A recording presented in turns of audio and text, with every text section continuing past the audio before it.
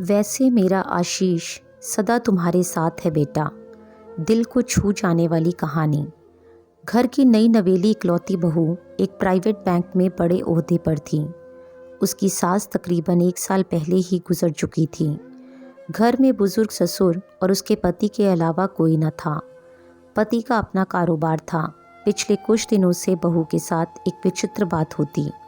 बहू जब जल्दी जल्दी घर का काम निपटाकर ऑफिस के लिए निकलती, ठीक उसी वक्त ससुर उसे आवाज़ देते और कहते, बहू मेरा चश्मा साफ कर मुझे देती जा। लगातार ऑफिस के लिए निकलते समय बहू के साथ यही होता। काम के दबाव और देर होने के कारण कभी कभी बहू मन ही मन झल्ला जाती, लेकिन फिर भी अपने ससुर को कुछ बोल नहीं पाती। जब बहू अपने ससुर की इस आदत से पूरी तरह ऊब गई तो उसने पूरे माजरे को अपने पति के साथ साझा किया। पति को भी अपने पिता के इस व्यवहार पर बड़ा ताज्जुब हुआ, लेकिन उसने अपने पिता से कुछ नहीं कहा। पति ने अपनी पत्नी को सलाह दी कि तुम सुबह उठते के साथ ही पिताजी का चश्मा साफ करके उनके कमरे में रख दिया करो, फिर ये झमेला समाप्त हो जाएगा। अगले दिन बहू ने ऐसा ही किया और अपने ससुर के चश्मे को सुबह ही अच्छी तरह साफ करके उनके कमरे में रखाई।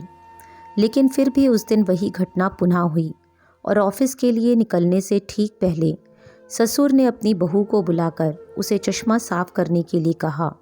बहू गुस्से में लाल हो गई, लेकिन उसके पास कोई चारा नहीं था। बहू के लाख उपायों के बावजूद ससुर ने उसे सुबह ऑफिस जाते समय आवाज़ देना नहीं छोड़ा। धीरे धीरे समय बीतता गया और ऐसे ही कुछ वर्ष निकल गए। अब बहू पहले से कुछ बदल चुकी थी।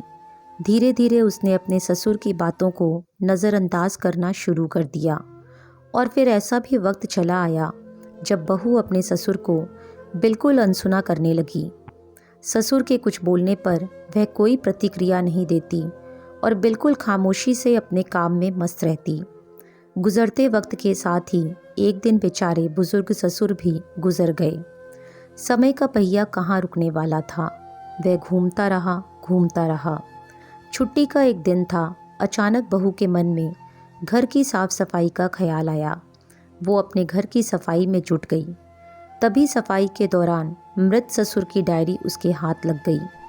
बहू ने जब अपने ससुर की डायरी को पलटना शुरू किया तो उसके एक पन्ने पर लिखा था, दिनांक 24/9/10। आज के इस भागदौड़ और बेहद तनाव व संघर्ष भरी जिंदगी में घर से निकलते समय बच्चे अक्सर बड़ों का आशीर्वाद लेना भूल जाते हैं, जबकि बुजुर्गों का यही आशीर्वाद मुश्किल समय में उनके लिए ढाल का काम करता है। बस इसीलिए जब तुम चश्मा साफ कर मुझे देने के लिए झुकती थी तो मैं मन ही मन अपना हाथ तुम्हारे सिर पर रख देता था, क्योंकि मरने से पहले तुम्हारी सास ने मुझे कहा था कि बहू को अपनी बेटी की तरह प्यार से रखना और उसे ये कभी भी मत महसूस होने देना कि वो अपने ससुराल में है और हम उसके माँ बाप नहीं हैं। उसकी छोटी मोटी गलतियों को उसकी नादानी समझकर माफ़ कर देना। वैसे मेरा आशीष सदा तुम्हारे साथ है बेटा। डायरी पढ़कर बहू फूट फूट कर रोने लगी।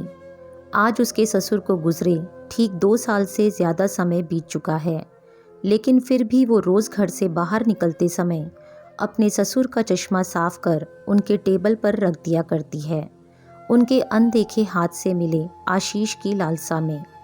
जीवन में हम रिश्तों का महत्व महसूस नहीं करते हैं, चाहे वो किसी से भी हो, कैसे भी हो, और जब तक महसूस करते हैं तब तक वे हमसे बहुत दूर जा चुके होते हैं। रिश्तों के महत्व को समझें और उनको सहेज कर रखें।